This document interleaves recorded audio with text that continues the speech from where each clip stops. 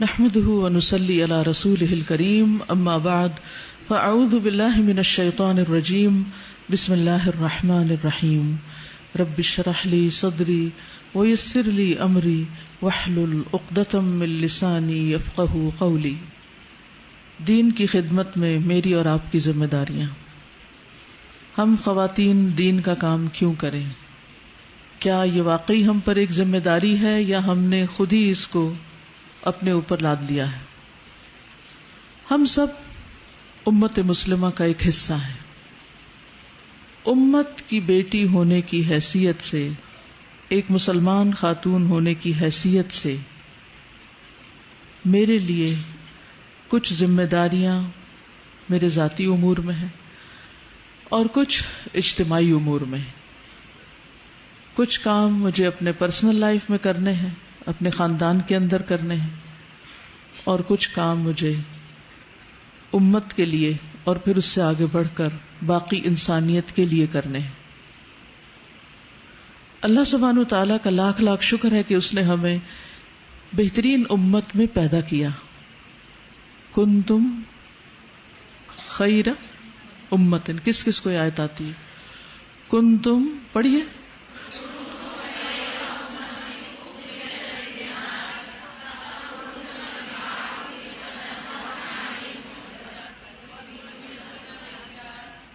وَتُؤْمِنُونَ بِاللَّهِ. ماشاء اللہ، آپ کو بتانے کی کیا ضرورت ہے، آپ کو تو خود ہی پتا ہے. لیکن اصل پتا تو اس کو ہوتا ہے جو پھر اس کے اوپر عمل بھی کرتا ہے، وہ کام بھی کرتا ہے جو اس آیت میں کہا گیا ہوتا ہے، جس کو ہمارے سینے حفظ کیے ہوئے ہوتے ہیں. کنتم خیر امت، تم بہترین امت ہو. اور بہترین کیوں ہو؟ اخرجت للناس، لوگوں کے لیے نکالی گئی ہو، لوگوں کے لیے پیدا کی گئی، انسانیت کی خدمت کے لیے، انسانوں کے فائدے کے لیے، انسانوں کو دنیا اور آخرت کے نقصان سے بچانے کے لیے. اور اس کے لیے کیا کرنا ہے؟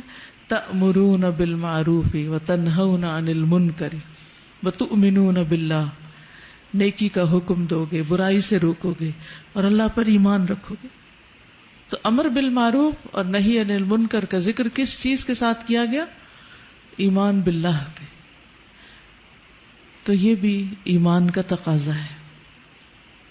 ایک اور جگہ پر فرمایا وَكَذَلِكَ جَعَلْنَاكُمْ أُمَّةً، پڑھیے آگے.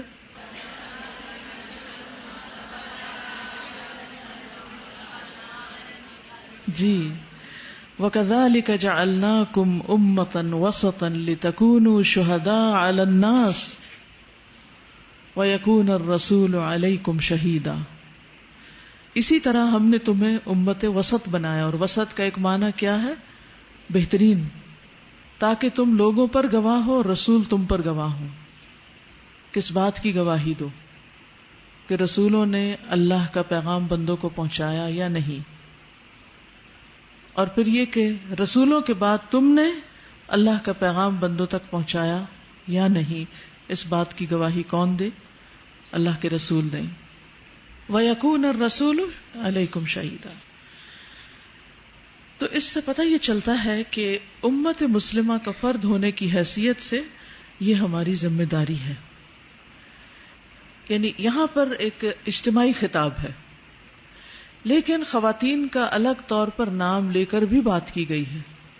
سورۃ التوبہ کی آیت نمبر 71 میں اللہ تعالیٰ فرماتے ہیں والمؤمنون والمؤمنات، پڑھیے، بعضهم اولیاء بعض یأمرون بالمعروف وینہون عن المنکر وَيُقِيمُونَ الصَّلَاةَ وَيُؤْتُونَ الزَّكَاةَ وَيُطِيعُونَ اللَّهَ وَرَسُولَهُ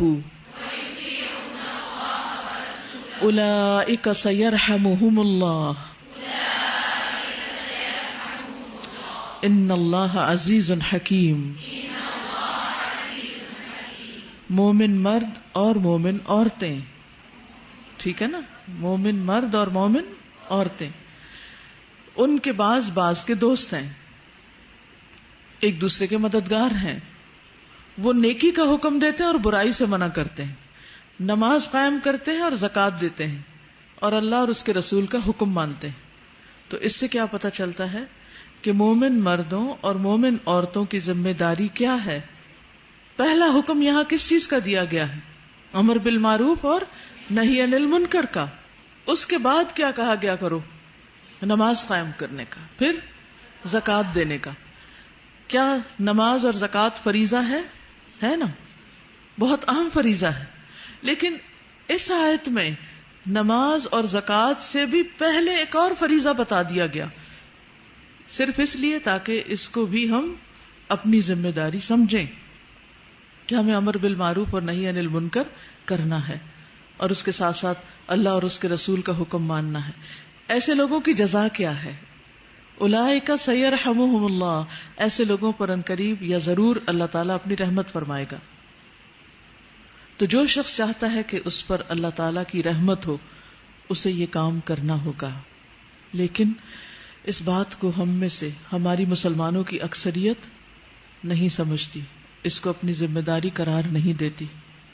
پھر آپ دیکھیے کہ صرف عام عورتوں کو نہیں، ازواج مطہرات کو بھی حکم دیا گیا، یا نساء النبی لستن کاحد من النساء ان اتقیتن فلا تخضعن بالقول فیطمع الذی فی قلبہ مرض وقلن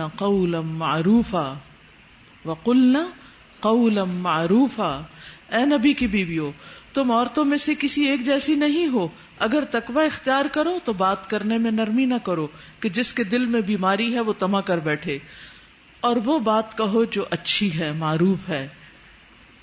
وَقُلْنَ قَوْلًا مَعْرُوفًا کی تفسیر میں ابن عباس کہتے ہیں امرہن بالامر بالمعروف والنہی عن المنکر، کہ اللہ نے ان کو حکم دیا کہ وہ نیکی کا حکم دیں اور برائی سے روکیں۔ یہ کس نے کہا؟ ابن عباس نے، کہ قُلْنَ قَوْلًا مَعْرُوفًا کا مطلب یہ ہے کہ ازواج مطہرات کو بھی حکم دیا جا رہا ہے کہ وہ امر بالمعروف کریں۔ سورۃ الاحزاب کی آیت نمبر 33-34 میں فرمایا وَقَرْنَ فِي بُيُوتِكُنَّ وَلَا تَبَرَّجْنَ تَبَرُّجَ الْجَاهِلِيَّةِ الْأُولَى وَأَقِمْنَ الصَّلَاةَ وَآتِينَ الزَّكَاةَ وَأَطِعْنَ اللَّهَ وَرَسُولَهُ إِنَّمَا يُرِيدُ اللَّهُ لِيُذْهِبَ عَنْكُمُ الرِّجْسَ أَهْلَ الْبَيْتِ وَيُطَهِّرَكُمْ تَطْهِيرًا وَاذْكُرْنَ مَا يُتْلَى فِي بُيُوتِكُنَّ مِنْ آيَاتِ اللَّهِ وَالْحِكْمَةِ إِنَّ اللَّهَ كَانَ لَطِيفًا خَبِيرًا، اور اپنے گھروں میں ٹکی رہو اور پہلی جاہلیت کی زینت ظاہر کرنے کی طرح زینت ظاہر نہ کرو، نماز قائم کرو اور زکوٰۃ دو۔ یہاں نماز اور زکوٰۃ سے پہلے کس چیز کا حکم دیا گیا؟ اپنی زینت کی حفاظت کرنے کا۔ اور اللہ اور اس کے رسول کا حکم مانو۔ اللہ تو یہی چاہتا ہے کہ تم سے گندگی دور کر دے، اے گھر والو، اے اہل بیت، اور تمہیں پاک کر دے، خوب پاک کرنا، اور تمہارے گھروں میں اللہ کی جن آیات اور دانائی کی باتوں کی تلاوت کی جاتی ہے، یعنی جو پڑھا جاتا ہے انہیں یاد کرو۔ اس لیے یاد کرو، اور وذکرنا کا ایک معنی کیا ہے؟ اس کا ذکر کرو، اسے بیان بھی کرو۔ بے شک اللہ ہمیشہ سے نہایت باریک بین، پوری خبر رکھنے والا ہے۔ سورۃ العصر کس کس کو آتی؟ سب کو آتی، الحمدللہ، اللہ کا شکر ہے۔ اس میں کیا بتایا گیا؟ والعصر ان الانسان لفی خسر۔ کون خسارے میں ہے؟ انسان۔ انسان میں کون کون شامل ہے؟ صرف مرد شامل ہے؟ عورتیں شامل ہیں نا اس میں؟ ان الانسان لفی خسر، یقیناً انسان خسارے میں ہے، الا الذین آمنوا، مگر وہ لوگ خسارے سے بچے ہوئے ہیں جو ایمان لائیں اور کیا کریں؟ وعملوا الصالحات، اور نیک کام کریں، وتواصوا بالحق وتواصوا بالصبر، ایک دوسرے کو حق کی تلقین کریں اور ایک دوسرے کو صبر کی تلقین کریں۔ اب آپ دیکھیے کہ ایمان تو ہے الحمدللہ، نیک کام کرنے کی بھی کوشش کرتے رہتے ہیں، قرآن پڑھتے ہیں، نماز پڑھتے ہیں، ذکر کرتے ہیں، صدقہ خیرات کرتے ہیں، جو بھی گھر والوں کی خدمت کرتے ہیں، جو کچھ بھی اللہ تعالیٰ توفیق دیتا ہے، لیکن اس کے ساتھ ساتھ نقصان سے بچنے کے لیے ضروری ہے دو اور کام بھی۔ چاہے وہ گھر کے اندر ہو یا گھر کے باہر، اور وہ ہے وتواصوا بالحق وتواصوا بالصبر، حق کی تلقین، صبر کی تلقین. اکثر اوقات ایسے ہوتا ہے کہ لوگ میرے پاس اپنے مسائل لے کر آتے ہیں، ٹیم کے مسائل ہوتے ہیں، گھر والوں کے مسائل ہوتے ہیں، ہسبینڈ وائف کے مسائل ہیں، بچوں کے مسائل ہیں، معاشرے کے مسائل ہیں، دنیا کے مسائل ہیں، ہر جگہ کے مسائل ہیں. ان سارے مسائل کا حل ان دو باتوں میں ہے کہ جو شخص مسئلہ کریٹ کر رہا ہے، جو مسئلہ کھڑا کر رہا ہے، اس کو کیا کرو، اس کو کیا کرو، حق کی تلقین کرو، اس کا ہاتھ پکڑو، اس کو روکو یا نہیں، یا اس کے خلاف بس باتیں کرو، نعرے لگاؤ. کیا حکم ہے حدیث میں؟ من رأى منکم منکرا فلیغیرہ بیدہ، جو تم میں سے برائی دیکھے اسے چاہیے کہ اپنے ہاتھ سے روکے. لیکن بہت دفعہ ہم کمزور عورتیں اپنے ہاتھ سے نہیں روک سکتی، تو پھر کیا کریں؟ فإن لم يستطع فبلسانہ، اگر یہ نہیں ہو سکتا تو زبان سے، وإن لم يستطع تو پھر فبقلبی وذاک اضعف الایمان. صرف دل میں ہی برائی کو برا سمجھنا ایمان کا کمزور ترین حصہ ہے، کمزور ایمان ہے. کیونکہ جس کے اندر ایمان ہوگا وہ رک ہی نہیں سکتا، وہ ضرور دوسرے کو بتائے گا کہ یہ ٹھیک ہے اور یہ غلط ہے. اب اس لیے اس کے لیے حکمت کی ضرورت ہے، لیکن بتاتے رہنا ہوگا. کیا ایسا ہوتا ہے کہ جب آپ کسی کو کچھ بتائیں تو وہ اسی وقت مان جاتا ہے؟ نہیں مانتا. آپ ایک دفعہ بتاتے ہیں، نہیں مانا، پھر کیا کرتے ہیں؟ پھر کیا کرتے ہیں؟ پھر بتاتے ہیں، پھر بھی نہیں مانا، پھر کیا کرتے ہیں؟ پھر بتاتے ہیں.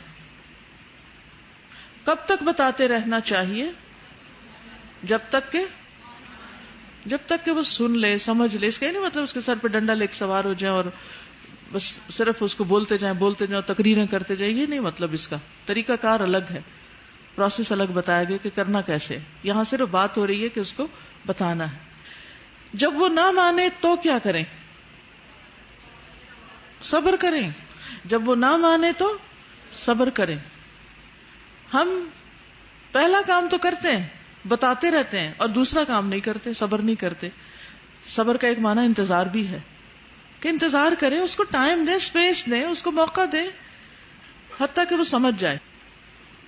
کبھی آپ نے کوئی بیج پھوٹتے دیکھا؟ جب بیج آپ ڈالتے ہیں تو کتنے دن لگتے ہیں اس کو اندر نرم ہونے میں؟ اور بیج ڈالنے سے پہلے کیا کرتے ہیں آپ؟ جگہ کو نرم کرتے ہیں، کھودتے ہیں، اوپر نیچے مٹی کو کرتے ہیں، ہلاتے جلاتے ہیں، پھر بیج ڈالتے ہیں، پھر حسب ضرورت پانی ڈالتے ہیں، پھر کیا کرتے ہیں؟ ہوا روشنی کا انتظام کرتے ہیں، پھر انتظار. ایک مرحلہ گزر گیا، اب انتظار. کس چیز کا انتظار؟ کہ وہ کیا کرے؟ بیج جگہ بنائے اور زمین سے باہر نکل آئے. اس کو ٹائم لگتا ہے، اس کو ایفرٹ لگتی ہے باہر نکلنے میں. جیسے بچہ ماں کے پیٹ سے باہر آتا ہے، اس کو ایفرٹ لگانی پڑتی ہے نا. ماں بھی لگاتی ہے، وہ بھی لگاتا ہے.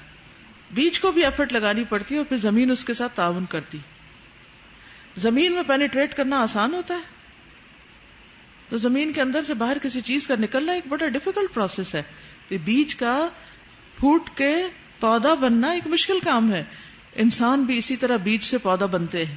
ان کو ٹائم دیجیے بننے کے لیے، جلدی نہ کیجیے. پھر آپ نے دیکھا ہوگا کہ وہ بالکل چوڑ مڑ سا چھوٹا سا، ایسے اس کی کوئی شکل نظر نہیں آتی. وہ پھر آہستہ آہستہ ایسا کھلنے لگتا ہے، پھوٹنے لگتا ہے، پھر اس کے بعد بڑھنے لگتا ہے، پھر وہ اونچا ہوتا ہے، پھر اس کی شاخیں نکلتی ہیں. پھر کیا ہوتا ہے؟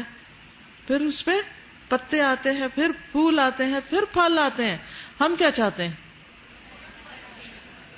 آج ہم نے کسی کو اسلام کا حکم بتایا ہے اور کل ہی وہ سب کچھ کر لے. ایسا نہیں ہو سکتا. اس کے لیے صبر اور انتظار کرنا پڑے گا. یہ پیغام ان سب لوگوں کے نام ہے جو دین کے راستے میں کوشش کر رہے ہیں. تو پہلی بات تھی کہ کیوں کرنا ہے، دوسری بات کیا تھی؟ کیسے کرنا ہے. کیوں کرنا ہے؟ کیوں کرنا ہے؟ ذمہ داری. مسلمان ہونے کی ایسی ذمہ داری، اللہ کا حکم ہے، اللہ کی رحمت پانے کا ذریعہ ہے، دنیا اور آخرت میں کامیابی کا ذریعہ ہے. کیسے کرنا ہے؟ وتواصوا بالحق اور وتواصوا بالصبر کے ساتھ کرنا ہے. اور پھر اس میں کس کو اپنا آئیڈیل بنانا ہے؟ ازواج مطہرات کو، امہات المؤمنین کو، سابق خواتین کو. ایمان لانے والوں میں سب سے پہلا نمبر کس کا ہے؟ حضرت خدیجہ کا. حضرت خدیجہ کا گویا سابقون الاولون میں سب سے پہلی خاتون ہے، نمبر 1 خاتون ہے. نیکی کے کام میں پیچھے نہیں رہنا، آگے بڑھنا ہے. یہ نہیں سوچنا ذرا میرے گھر والے کر لیں تو پھر میں بھی کر لوں گی، یہ تو مردوں کا کام، پہلے وہ کر لیں پھر اس کے بعد میں کر. نہیں، جو موقع اللہ نے آپ کو دیا ہے آپ اس کو کر گزرے ہیں. اور کسی خاتون کا نام لیجئے جو شروع میں مسلمان ہوئی تھی، مکی دور میں مسلمان ہوئی تھی. ایک ایک نام بتائیے ذرا مجھے.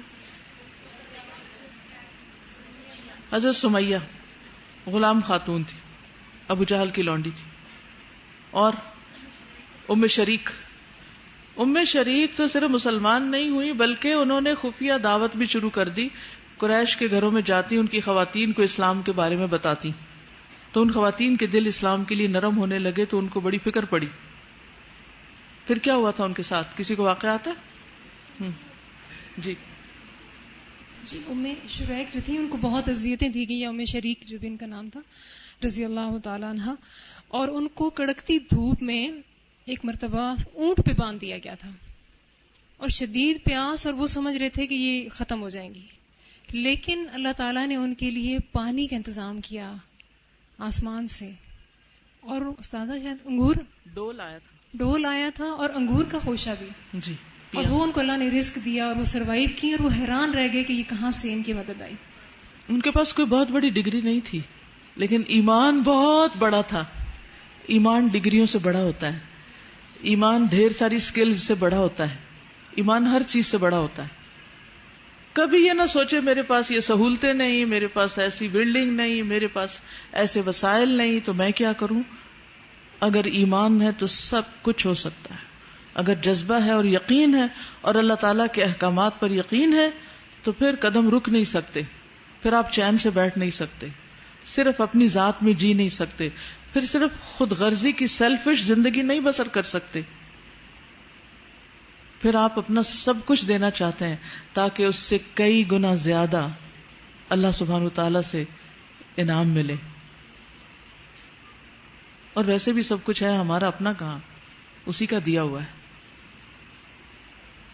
امتحان کے لیے دیا ہے کہ کرتے کیا ہیں، چاہے علم ہے، چاہے عقل ہے، چاہے سمجھ ہے، چاہے وقت ہے، جوانی ہے، ہمت ہے، طاقت ہے، صحت ہے، مال ہے، اولاد ہے، گھر ہے، شوہر، ہر چیز جو کچھ ہے سب اس کی دی ہوئی.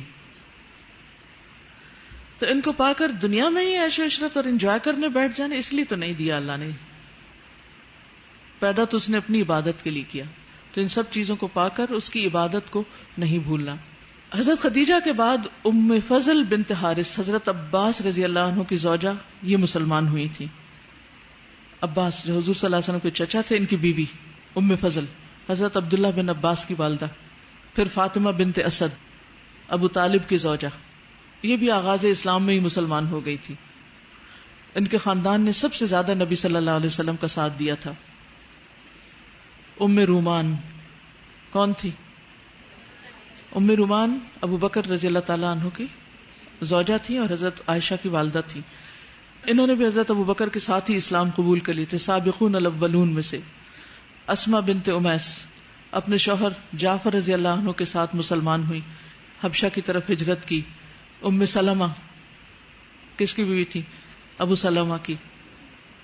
پھر بعد میں ازواج مطہرات میں شامل ہوئی، یہ بھی سابقون میں سے تھی اور انہوں نے بھی ہجرت کی. اس کے علاوہ بھی بہت سی خواتین کے نام ہیں. انہوں نے ایمان قبول کیا، دعوت دی اور ہجرت کی، اللہ کی خاطر اپنے گھر بار چھوڑے، قربانیاں کی. ان کی جانوں کو بھی خطرہ تھا، ان کے مال اور گھر بھی پیچھے رہ گئے. کچھ خواتین ایسی تھیں جو ہجرت نہیں کر سکیں حبشہ کی طرف، لیکن اپنے ایمان پر قائم رہیں. اللہ کی راہ میں جان دینے والوں میں بھی سب سے پہلی خاتون ہیں. کون ہے؟ سمیہ بنت خیاط، اسلام کی پہلی شہیدہ. ان کا اسلام قبول کرنے والوں میں سے 8واں نمبر تھا. ایک غلام خاتون تھی، وہ پڑھی لکھی نہیں تھی، ایمان نے ان کو اتنا بڑا مقام عطا کیا. ان پر بھی ظلم و ستم ہوا، جن میں ابو جہل پیش تھا. سخت دھوپ کے وقت انہیں پتھریلی زمین پہ لے جا کر اس کی تپش کی سزا دیتا. آپ صلی اللہ علیہ وسلم ایک دفعہ پاس سے گزرے تو انہیں سزا دی جا رہی تھی. آپ نے فرمایا صبرن آل یاسر فإن موعدکم الجنہ، اے آل یاسر صبر کرنا، تمہارا ٹھکانہ جنت ہے. انہیں دن بھر مصیبت میں رہ کے شام کو نجات ملتی، سارا دن دھوپ میں، گرمی میں، پیاس سے، بھوکے. کیا قصور تھا کہ اسلام لائے تھے. آج چھوٹی سی کوئی تنقید گھر والوں کی طرف سے ہو جائے یا باہر سے ہو جائے تو ہم ہمت ہار کے بیٹھ جاتے ہیں، رونا دھونا شروع کر دیتے. نہیں، ہم نے جو کام اللہ کے لیے کیا اس کے لیے بندوں کے سامنے تو آنسو بہانے کا کوئی مطلب ہی نہیں ہے. جو تو پھر وہ آنسو تو اللہ ہی کے سامنے ہونے چاہیے نا. اللہ تیری خاطر نکلی ہوں، یہ لوگ میرے ساتھ کیا کر رہے ہیں، تو ہی ان کو کافی ہو جا. اللہم اکفنیہم بما شئت، اللہم اکفنیہم بما شئت. اللہ میرے پاس تو کوئی ہمت طاقت نہیں، تو خود ہی کافی ہو جا جیسے تو چاہے. پھر ہجرت کے لیے نکلنے والوں میں حضرت عثمان بن عفان اور ان کی بیوی حضرت رقیہ بھی ہیں. وہ کون ہے؟ رسول اللہ صلی اللہ علیہ وسلم کی صاحبزادی. پھر اسی طرح ابو حذیفہ بن عتبہ کے ساتھ ان کی بیوی سہلہ بنت سہیل بن عمرو.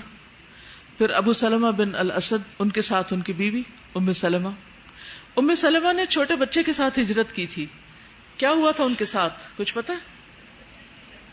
ان کا بچہ چھین لیا گیا تھا. اب وہ روزانہ اس جگہ پر آ کے بیٹھ جاتی تھی جہاں سے ان کا بچہ چھینا گیا تھا، اور وہاں بیٹھ کے روتی رہتی تھی. کسی سے جا کے شکایت نہیں کی، بس اللہ سے فریادیں کرتی رہتی. آخر ان کے خاندان کے ایک شخص کو ان پہ ترس آیا اور ان کا بچہ ان کے حوالے کیا اور وہ اکیلی چل دی مدینہ کی طرف ہجرت کرنے. اسما بنت ابی بکر نے حالت حمل میں ہجرت کی تھی، پریگننٹ تھی وہ. عبداللہ بن زبیر کے ساتھ حمل میں تھی. پہلا بچہ کون پیدا ہوا تھا مدینہ میں جا کر؟ عبداللہ بن زبیر پیدا ہوئے تھے. تو اس سے پتہ چلتا ہے کہ آخری دنوں کے حمل میں تھی جب انہوں نے مکہ سے مدینہ کی طرف ہجرت کی تھی. قباء میں پہنچی تھی تو عبداللہ پیدا ہو گئے تھے. بیعت عقبہ میں کیا خواتین نے شرکت کی تھی؟ بیعت عقبہ کیا تھا؟ عقبہ کس کو کہتے ہیں؟ مقتحم العقبہ. عقبہ کیا ہوتا ہے؟ گھاٹی. شاباش. صحابہ کہتے ہیں کہ ہم عقبہ کے پاس ایک گھاٹی میں جمع ہوئے اور ہم 70 آدمی تھے. ہمارے ساتھ 2 عورتیں تھیں. بنی مازن بن نجار کی عورتوں میں سے نسیبہ بنت کعب ام عمارہ، اور بنو سلمہ کی عورتوں میں سے اسماء بنت عمرو بن عدی بن ثابت جو ام منی ہیں. ام منی انصاریہ بیعت عقبہ کے موقع پر، اور ام عمارہ دیگر 70 انصاری افراد کے ساتھ مکہ میں حضور صلی اللہ علیہ وسلم کی ملاقات کو گئیں. یعنی صرف مرد نہیں تھے، اس میں بھی عورتیں شریک تھیں اس بیعت میں. اس وقت وہ ام منی جو تھی حالت حمل میں تھی، پریگننٹ تھی. جس رات انصار کی ملاقات حضور صلی اللہ علیہ وسلم سے ہوئی، اس رات انہوں نے بچے کو جنم دیا. حمل ان کے راستے میں رکاوٹ نہیں بنا. یہ تو ہم سب پڑھتے ہیں جب سیرت پڑھاتے ہیں نا کتابوں میں، اسکولوں کی کتابوں میں اور اسلامیات کی کتابوں میں، اس میں لکھا ہوتا ہے بیعت عقبہ اولا اور بیعت عقبہ ثانیہ، اتنے مرد اتنی عورتیں، لیکن کوئی ام منی کا ذکر نہیں کرتا کہ ام منی اس حال میں کہ ان کا بچہ پیدا ہونے کے قریب تھا. اگر ہم میں سے کوئی ایسی حالت میں ہو تو سارا خاندان اس کو روکے گا، اور پھر ہم شاید خود بھی کہیں کہ اب تو گھر بیٹھ جاؤ. مجھے یاد ہے کہ جب الہدا ابھی شروع نہیں ہوا تھا تو میں پنڈی میں سگنل میس میں درس کے لیے جایا کرتی تھی. تو اس وقت میں اپنے آخری بچے کے ساتھ حاملہ تھی.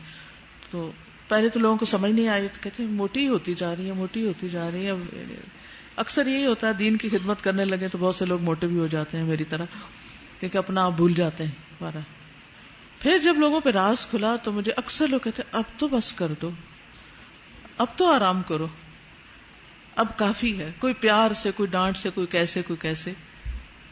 لیکن اللہ کے فضل سے آخری دن تک، ہسپتال جانے سے پہلے، اس آخری دن اللہ کے فضل سے 3 پارے کے 3 رب میں نے پڑھائے تھے، کیونکہ آگے تھوڑی سی بریک آنے والی تھی. یہ ہمت کہاں سے آتی ہے؟ یہ انہی خواتین کے حالات پڑھ کے آتی ہے. آپ سب کو کہوں گی سیرت صحابیات پڑھیں. سیرت صحابیات.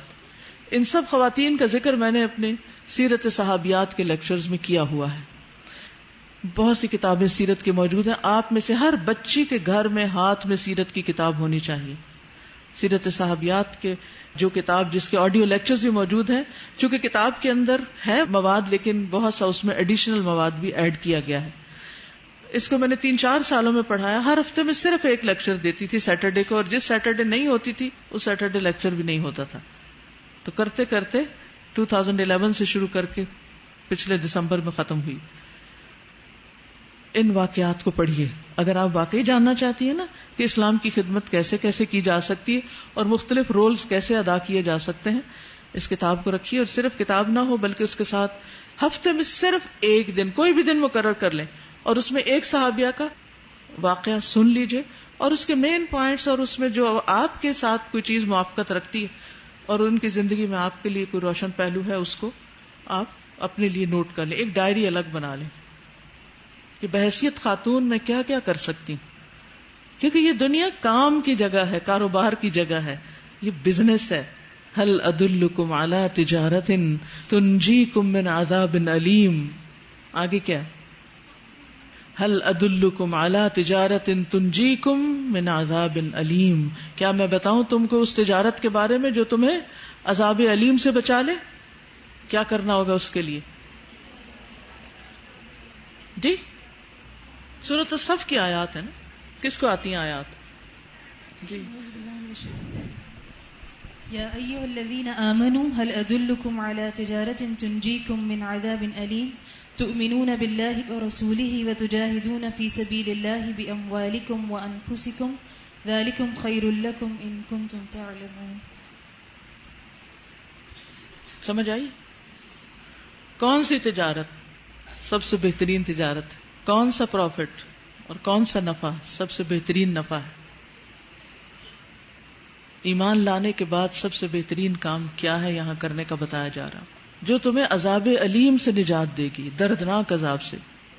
تؤمنون باللہ ورسولہ, اللہ اور اس کے رسول پر ایمان, وتجاہدون فی سبیلہ, اللہ کے راستے میں جہاد, اللہ کے راستے میں نکلنا, اللہ کے دین کی خدمت.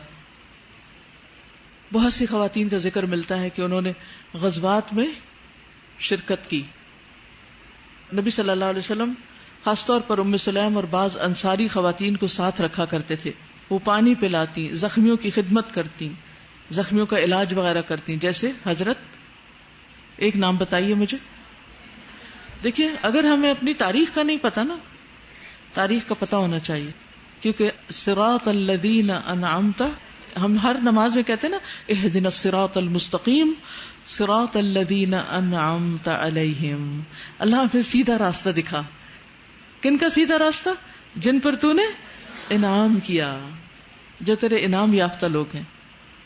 من النبیین والصدیقین والشہداء والصالحین.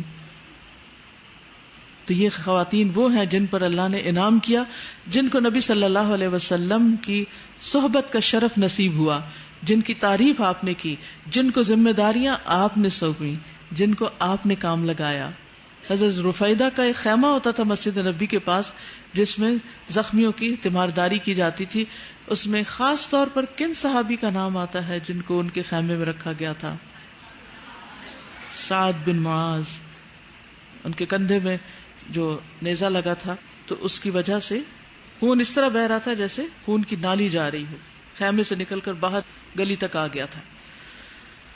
آپ نے اپنے قریب رکھ کر ان کا علاج معالجہ کروایا تھا, اور وہ علاج معالجہ کرنے والی بھی خاتون تھیں. خاتون ڈاکٹر بوقت ضرورت مردوں کا علاج کر سکتی ہے, کیونکہ انسانی جان بچانا فریضہ ہے. پھر آپ دیکھیے کہ مسلمان خواتین کی جو خدمات ہیں وہ صرف ایمان لانے اور ہجرت کرنے اور قربانی کرنے پر ہی نہیں موقوف, بلکہ یہ خدمات علمی اور تعلیمی میدانوں میں بھی پھیل گئی ہیں. کچھ فقیہ ہیں ان میں سے, کچھ محدثات ہیں, اور کچھ اور میدانوں میں آگے بڑھی ہیں.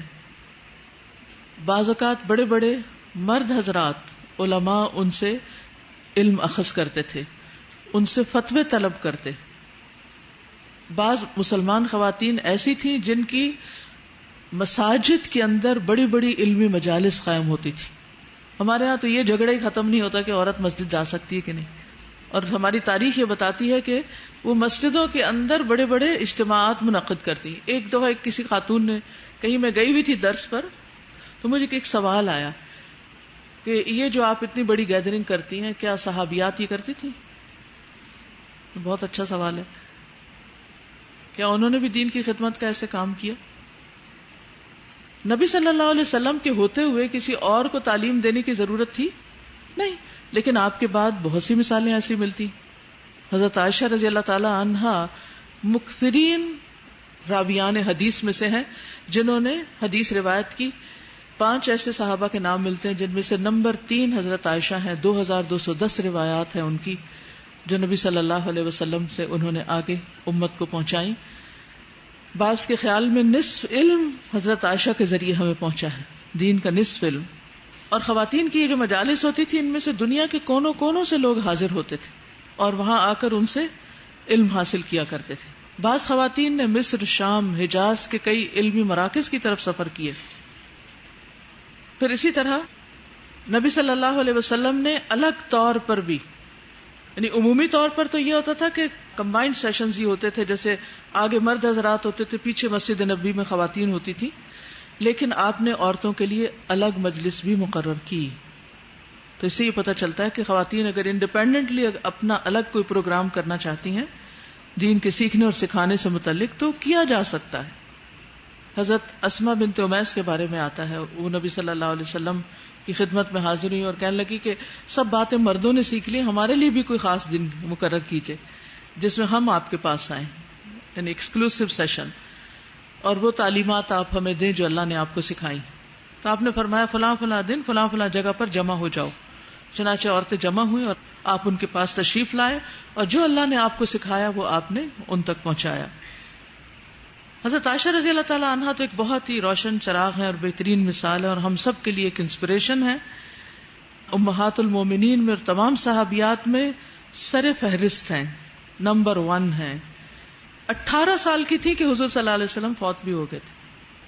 گویا انہوں نے 18 سال میں پی ایچ ڈی کر لی, سب کچھ سیکھ لیا تھا. میں پی ایچ ڈی کا لفظ اس لیے کنایہ کے طور پہ استعمال کر رہی ہوں کہ آج کے دور میں ہائیسٹ ڈگری ہوتی ہے, اس سے بھی آگے بھی ہیں چیزیں, لیکن عموماً جو جان پہچان میں. تو آپ دیکھیے کہ اتنی چھوٹی عمر میں وہ سب کچھ سیکھ چکی تھی, اور ایسا نہیں سیکھا کہ بس صرف جان لیا, ہاں کافی ہے مجھے پتا چل گیا, نہیں, سکھانے کے بھی قابل ہو گئی تھی, اتنی ماہر ہو چکی تھی. نہ صرف یہ کہ حدیث کی عالم تھی, انساب, اشعار اور طب میں بھی ماہر تھی. ان کے بارے میں بعض روایات میں آتا ہے کہ ان کے پاس نصف علم تھا. اسی وجہ سے یہ صحابہ کی قصد گاہ تھی. بہت سے صحابہ ان کے پاس آتے اور مشکل علمی مسائل ان کے پاس لے کر آتے, جو زندگی کے مختلف مسائل سے تعلق رکھتے تھے, اور مختلف علوم میں خاص طور پر علم الفرائض کی ماہر تھی. آج آپ دیکھیں تو ہزاروں خواتین میں سے شاید ہی کوئی ایسی ہو کہ جس کو وراثت کے مسائل پر عبور ہو. مشکل ترین علم ہے, اور اس کو علم الفرائض بھی کہا جاتا ہے. وہ اس کی بھی ماہر تھی. پھر طب میں مہارت, یعنی کتنی ڈائیورسٹی ہے, مختلف چیزیں آتی ہیں ان کو, ایک وقت میں کئی علوم کی ماہر ہیں. ہم کسی ایک میں بھی مہارت نہیں حاصل کرتے. ہشام بن عروہ کہتے ہیں کہ عروہ عائشہ سے کہتے تھے کہ اماں جان, مجھے آپ کی فقاہت پہ تعجب نہیں ہوتا, کیونکہ میں یہ کہہ سکتا ہوں کہ آپ نبی صلی اللہ علیہ وسلم کی بیوی اور ابو بکر کی بیٹی, یعنی اتنے عقل مند اور سمجھدار لوگوں کی آپ قریب ترین ہیں, محبوب ترین ہیں, تو آپ بہت سمجھدار ہیں. تو انڈرسٹوڈ ہے کہ ان کی صحبت میں آپ نے وقت گزارا ہے. مجھے آپ کے شعر اور ایام الناس کے علم پر بھی, تاریخ پر بھی تعجب نہیں ہوتا, کیونکہ میں کہہ سکتا ہوں کہ آپ ابو بکر کی بیٹی ہیں, جو کہ تمام لوگوں میں اس کے سب سے بڑے ماہر تھے, انساب کے. آپ کو معلوم ہے کہ وہ نبی صلی اللہ علیہ وسلم کو اکمپنی کرتے تھے جب آپ دعویٰ ٹرپس پر جاتے, اور عربوں کے ہاں وہ شخص بہت قابل شمار ہوتا تھا, اور لوگ اس کی بات بڑے دھیان اور توجہ سنتے تھے, جو انساب کا ماہر ہوتا تھا. کون کس قبیلے سے اور وہ قبیلہ کہاں سے تعلق رکھتا اور اس کے کون کون لوگ کیا ہیں. تو حضرت ابو بکر جب بات کے آغاز میں گفتگو میں وہ قبائل کی تاریخ بتانا شروع کر دیتے تھے اور لوگوں کو اس طرح متوجہ کر لیتے, پھر نبی صلی اللہ علیہ وسلم ان کو دین کی دعوت دیتے تھے. عروہ کہتے ہیں مجھے جو تعجب ہوتا ہے وہ آپ کے علم طب پر ہوتا ہے، وہ آپ کو کہاں سے مل گیا اور کیوں کر؟ انہوں نے ان کے کندھے پہ ہاتھ مارا، بھانجے تھے نا ان کے، کہا عروہ نبی صلی اللہ علیہ وسلم اپنی زندگی کے آخری ایام میں بیمار ہو گئے تھے، ان کے پاس ہر طرف سے عرب وفود آتے تھے، وفد آتے تھے، ڈیلیگیشنز آتے، وہ نبی صلی اللہ علیہ وسلم کے لیے مختلف قسم کی چیزیں تشخیص کیا کرتے تھے، اور میں ان سے نبی صلی اللہ علیہ وسلم کا علاج کرتی تھی، بس وہیں سے یہ چیزیں میں نے اخذ کر لی کہ ہر دوڑ اور ہر موڑ سے فائدہ اٹھایا، ہر علم کو جو نفع مند تھا اسے حاصل کرنے کی کوشش۔ ہم کیا سمجھتے ہیں علم طب ڈاکٹرز کا کام ہے نا، ڈاکٹر گلی محلے میں بیٹھے ہوئے ہیں، بچہ بیمار ہو گیا جا کے اینٹی بایوٹکس لے آئیں گے۔ اس سے اچھی تو ہماری نانیاں دادیاں تھیں کہ جو چھوٹی چھوٹی چیزوں سے بچوں کا علاج خود ہی کر لیتی تھی۔ اور آج ہمارا ایک وقت کا بہت بڑا حصہ کس لیے ضائع ہوتا ہے؟ یعنی بہت سی خواتین بچوں کی پیدائش کے بعد بالکل بیکار ہو جاتی ہیں۔ کیوں؟ کیونکہ انہیں بچے پالنے نہیں آتے۔ بچوں کے پالنے میں سب سے بڑی مشکل کیا ہے کہ وہ اکثر بیمار رہتے ہیں۔ اکثر بیمار کیوں رہتے ہیں؟ کیونکہ ہم خود بیمار رہتے ہیں۔ جب ماں بیمار ہوتی ہے تو بچہ بھی ویسا ہی پیدا ہوتا ہے۔ جب اپنی صحت کا خیال نہیں تو پھر بچوں کی صحت کا کہاں سے خیال ہوگا؟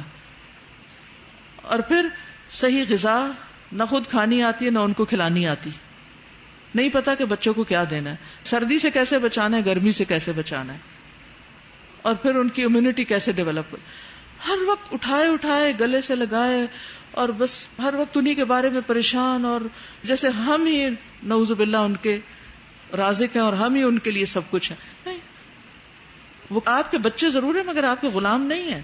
ان کو انڈیپینڈنس دیں، ان کو فیصلے کرنے دیں، ان کو سوچنے سمجھنے کے قابل چھوڑیں۔ ہر وقت انسٹرکشنز، ہر وقت انٹرفیئرنس، ہر وقت نصیحتیں، اس سے تربیت تھوڑی ہوتی ہے۔ تو طب کا ضروری علم ہر بچی کے پاس ہونا چاہیے۔ الحمدللہ الہدیٰ میں اس کے لیکچرز بھی ہوتے ہیں، ویب سائٹ پہ کئی لیکچرز اپلوڈڈ بھی ہیں، اور اپنے ارد گرد بھی جہاں سے جتنا ممکن ہو ضروری چیزیں جو ہیں ان کو اخذ کریں اور اس سے فائدہ اٹھائیں۔ بہت سے لوگوں نے حجامہ تو سیکھ لیا، لیکن کچھ لوگوں نے اس کو مس یوز کرنا بھی شروع کر دیا، اس کو سنت سمجھ کے اختیار نہیں کیا بلکہ ایک طرح سے کاروبار بنا لیا۔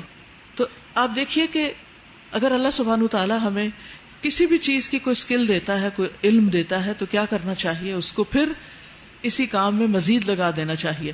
بہرحال طب کے شعبے میں ہوتے ہوئے جتنی آپ دین کی خدمت کر سکتے ہیں شاید کسی اور جگہ نہ کر سکیں، کیونکہ مریض سارا آپ کے اختیار میں ہوتا ہے، آپ جو چاہیں اسے سکھا دیں، پڑھا دیں، بتا دیں، جس کام پہ لگا دیں، زہر کھلا دیں، وہ تو آپ پہ ٹرسٹ کر کے کھا ہی لے گا۔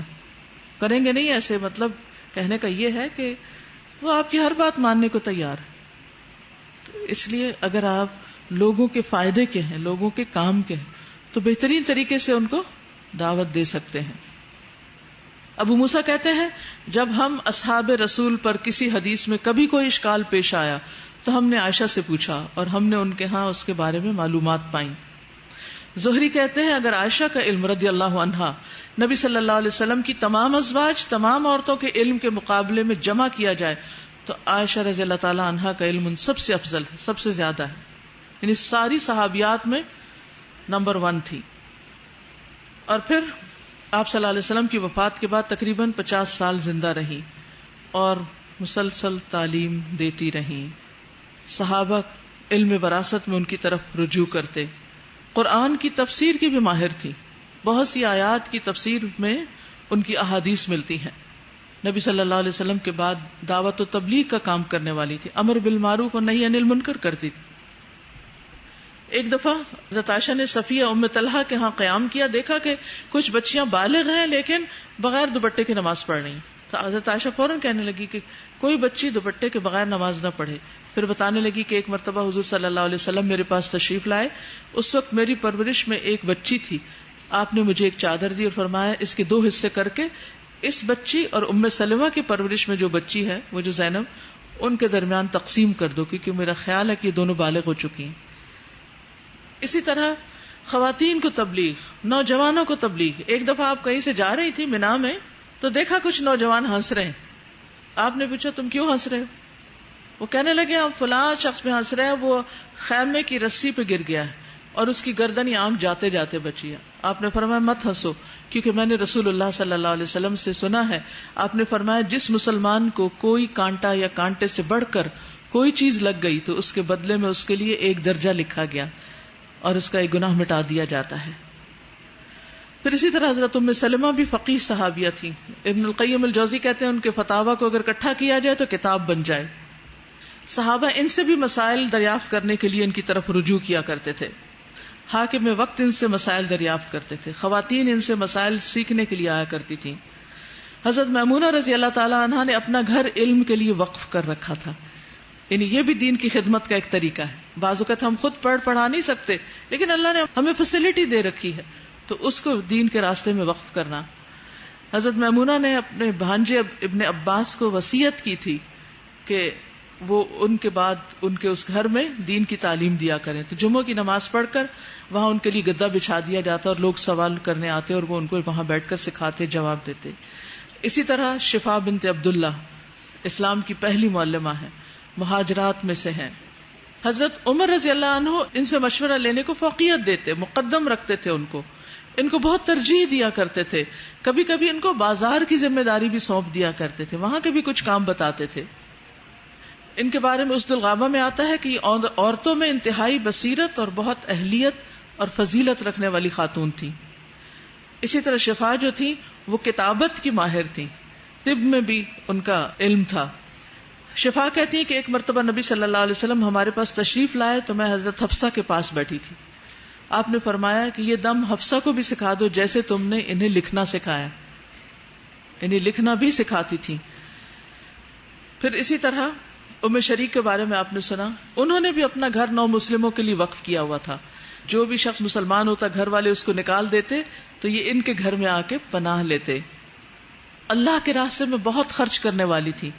ان کا گھر مہمان خانہ بنا رہتا، ہر وقت لوگ ان کے پاس آتے رہتے. اسماء بنت یزید کو خطیبۃ النساء کہا جاتا ہے کہ عورتوں میں سے خطیب، اسپیکر، بہت زبردست اوریٹر. پھر انہیں قرآن کی مختلف قراتوں کا علم بھی تھا. ام سلیم جن کا حق مہر اسلام تھا، یہ بھی اسلام کی دعوت کا ایک طریقہ ہے. آپ دیکھیے انہوں نے اپنے بچے حضرت انس کو بچپن سے ہی اسلام کی طرف لگایا. اور ان کے شوہر جو پہلے تھے مالک، انس کے جو والد تھے، وہ بہت ناراض ہوتے تھے کہ تم میرے بچے کو بگاڑ رہی ہو، لیکن بچپن سے ہی ان کے دل میں اسلام کی محبت ڈالی. ان کی بہن، ان کی والدہ سب حضرت انس کو تاکید کرتے، اور جو ہی نبی صلی اللہ علیہ وسلم مدینہ تشریف لائے تو یہ بچے کا ہاتھ پکڑ کر لے گئی. اس وقت تک اپنے بچے کو لکھنا بھی سکھا چکی تھی. کہنے لگے اللہ کے رسول صلی اللہ علیہ وسلم میرا یہ بچہ لکھنا بھی جانتا ہے، یہ آپ کی خدمت کرے گا، آپ کے لیے لکھے گا بھی. اور پھر وہ 10 سال تک نبی صلی اللہ علیہ وسلم کے ساتھ رہے. آپ نے ان کے لیے برکت کی دعائیں کی اور ان کے مال اور اولاد میں اتنی برکت تھی کہ 100 سے زیادہ بچے انہوں نے اپنی نسل کے اپنی زندگی میں دیکھے، جو کہ شاید ہی کسی کو ایسا نصیب ہوا ہو. ان کا باغ سال میں 2 بار پھل لاتا تھا. یہ دین کی خدمت کی دنیاوی برکتیں ہیں. پھر اسی طرح صحابہ ام سلیم سے بھی مشورے پوچھا کرتے تھے. پھر ام عطیہ ہیں، غزوات میں شریک ہوا کرتی. وہ کہتی ہے کہ میں نے 7 غزوات میں حضور صلی اللہ علیہ وسلم کے ساتھ رہ کر زخمیوں کی خدمت کی اور مجاہدین کے لیے کھانا پکایا. بصرہ میں ان کی علمی مجلسیں ہوا کرتی تھی اور انہوں نے ہی وہ مسئلہ بتایا تھا کہ خواتین جو ہیں وہ عید کے لیے نکلا کریں، عید کی نماز کے لیے. پھر اسی طرح ام سعد انصاریہ، تدوین قرآن میں ان کا حصہ تھا. چھوٹی عمر میں قرآن کو زبانی یاد کر لیا تھا اور قرآن کو جمع کرنے میں دیگر حفاظ اور قراء کے ساتھ انہوں نے بھی حصہ ڈالا تھا. یہ کیا دین کی خدمت نہیں؟ کتنی زبردست علمی خدمت ہے، کتنا بڑا اعزاز ہے. ابھی تدوین قرآن پر اور علوم القرآن کا خلاصہ جو پریزنٹیشن آپ نے دیکھی. پھر اسی طرح ربیہ بنت معوذ، پھر رائطہ، یہ اپنے ہاتھ سے ہنر رکھتی تھی اور ہاتھ سے کمانے والی خاتون تھی. یہ ابن مسعود اور ان کے بچوں پر خرچ کرتی تھی. پھر اسی طرح انصار کی عورتوں کی عمومی طور پر آپ صلی اللہ علیہ وسلم نے تعریف کی کہ وہ بہت اچھی ہیں، جنہیں دین کی تعلیم، دین کی سمجھ بوجھ حاصل کرنے میں شرم مانے نہیں ہوتی. پھر اسی طرح کچھ خواتین ایسی ہیں کہ جنہوں نے اپنے پورے قبیلے مسلمان کیے. پھر اسی طرح ایک خاتون کا واقعہ ملتا ہے کہ وہ اپنے گھر میں تھی، بکریاں اور کاتنے کا اس کے پاس تکلا تھا جس سے وہ بننے کا کام کرتی تھی. تو چھوڑ کر مسلمانوں کے ایک فوجی دستے میں ساتھ چلی گئی. واپس آئی تو بکری اور تکلا دونوں گم. کہنے لگے اے میرے رب، تو نے اپنے رستے میں نکلنے والے کی حفاظت کی ذمہ داری ہے، اور میری تو ایک بکری اور تکلا گم ہو گیا ہے. اب میں تجھے قسم کے ساتھ واسطہ دے کے کہتی ہوں کہ میری بکری اور تکلا واپس مل جائے. نبی صلی اللہ علیہ وسلم اس عورت کے مطالبے کی شدت کا تذکرہ کرنے لگے کہ کتنا زیادہ وہ دہرا رہی تھی اپنے اس بات کو، اور کہتے ہیں کہ کچھ عرصے کے بعد اس کی بکری اور تکلا دونوں واپس مل گئے. پھر اسی طرح حفصہ بنت سیرین ہے، یہ تابعین میں سے ہیں، یعنی تابعات میں سے. انہوں نے صحابہ سے علم لے کر آگے پہنچایا. صحابیات نے تو نبی صلی اللہ علیہ وسلم سے آگے پہنچایا، انہوں نے صحابیات سے لیا. عمرہ بنت عبد الرحمن حضرت عائشہ کی شاگردہ ہیں، عالمہ، فقیحہ، حجہ، بہت زیادہ علم رکھنے والی. ان کے بارے میں کہا جاتا ہے کہ یہ علم کا سمندر تھی. قاسم بن محمد سے روایت ہے زہری کی کہ وہ کہتے ہیں کہ زہری نے مجھ سے کہا اے لڑکے میں تمہیں، یعنی زہری سے قاسم بن محمد نے کہا اے لڑکے میں تمہیں علم حاصل کرنے کا بہت شوقین دیکھتا ہوں، میں علم کے خزانے کی طرف تمہاری رہنمائی کیوں نہ کروں؟ میں نے کہا کیوں نہیں؟ کہا تم عمرہ کی مجلس کو لازم کر لو، اور یہ حضرت عائشہ کی کفالت میں تھی. وہ کہتے ہیں میں ان کے پاس گیا تو وہ علم کا ایسا سمندر تھی جس کا سارا پانی نکالا ہی نہیں جا سکتا، یعنی سب کچھ حاصل کرنے کے لیے عمر چاہیے. پھر اسی طرح امۃ الواحد بنت حسین، یہ ان کی وفات 377 ہجری میں ہوئی. شافعی مذہب کی سب سے زیادہ فقیہ لوگوں میں سے تھیں، اور ان کو فرائض، حساب اور نحو کا علم آتا. فتویٰ دیتی، ان سے احادیث لکھی جاتی. زینب بنت مکی پوری زندگی حدیث کو حاصل کرنے اور حدیث کی روایت کرنے میں گزار دی. اور علم کے طلبہ نے دمشق میں موجود جبل قاسیون کے دامن میں ان کے گھر کے دروازے پر بھیڑ کر دی. وہ ان سے حدیث سنتے اور ان کو بہت ساری کتابیں پڑھ کر سناتے. زینب بنت یحییٰ معجم الصغیر کی روایت میں مسلسل سماع کے ذریعے متفرد ہیں، اور ذہبی ان کے بارے میں کہتے ہیں کہ ان کے اندر بہت نیکی اور عبادت پائی جاتی. پھر اسی طرح بہت سے بڑے بڑے محدثین ایسے ہیں جنہوں نے خواتین سے حدیث کا سماع کیا. خطیب بغدادی، انہوں نے طاہرہ بنت احمد تنوخیہ سے سماع کیا. کریمہ بنت احمد المروزیہ سے 3 دن میں بخاری ختم کی. ابن حجر جو ہیں، زینب بنت عبداللہ بن عبد الحلیم بن تیمیہ، ابن تیمیہ کے خاندان کی خاتون ہے. ابن حجر الاسقلانی جنہوں نے فتح الباری لکھی ہے حدیث کی تفسیر، ان کو انہوں نے اجازت دی تھی، اور یہ مضبوط سند والی خاتون تھی، بہت نرم مزاج اور نرم پہلو والی معروف تھی. پھر ابن حجر نے اپنی کتاب المعجم المؤسس للمعجم المفہرس میں بہت سی شیخات کا ذکر کیا جن سے انہوں نے علم حاصل کیا. بعض کے ساتھ مشائخ سے سماع کرنے میں شریک رہے، اور بعض یہ کہتے ہیں کہ مصنفہ بھی تھی. ذہبی نے اپنی کتاب میں بہت ساری اپنی استادوں کا ذکر کیا ہے جن سے انہوں نے حدیث روایت کی. اور ابن حزم الاندلسی تو یہ کہتے ہیں کہ انہوں نے اپنی ساری ابتدائی تعلیم جو تھی وہ صرف عورتوں سے حاصل کی. بہت بڑے فقیہ، عظیم عالم، اندلس کے اسکالر ہیں. انہوں نے قرآن کریم، قرات، کتابت، شعر، یہ سب کچھ بلوغت کے مرحلے تک پہنچنے تک سب کچھ خواتین سے سیکھا. وہ اپنا تجربہ بیان کرتے ہوئے کہتے ہیں میں عورتوں کی گود میں تربیت کیا گیا ہوں، ان کے سامنے بڑھ کر جوان ہوا ہوں. میں ان کے علاوہ کسی کو نہیں جانتا، نہ میں نے مردوں کی مجلس میں شرکت کی مگر صرف اس وقت جب میں جوانی کی حدود میں تھا. انہی عورتوں نے مجھے قرآن کی تعلیم دی، انہوں نے مجھے بہت سے اشعار روایت کر کے سنائے. تحریر میں بھی انہوں نے ہی میری مشق کرائی. اس تہذیب اور تربیت کا ابن حزم کے ذوق اور شخصیت پر بہت بڑا اثر تھا. یعنی عورت کو ایک اور خاص خوبی جو ملی ہے وہ نسلوں کو پروان چڑھانے والی اور نسلوں کی تربیت کرنے والی. اس طرح وہ اپنے دین کی خدمت میں اپنا حصہ ڈال سکتی ہے.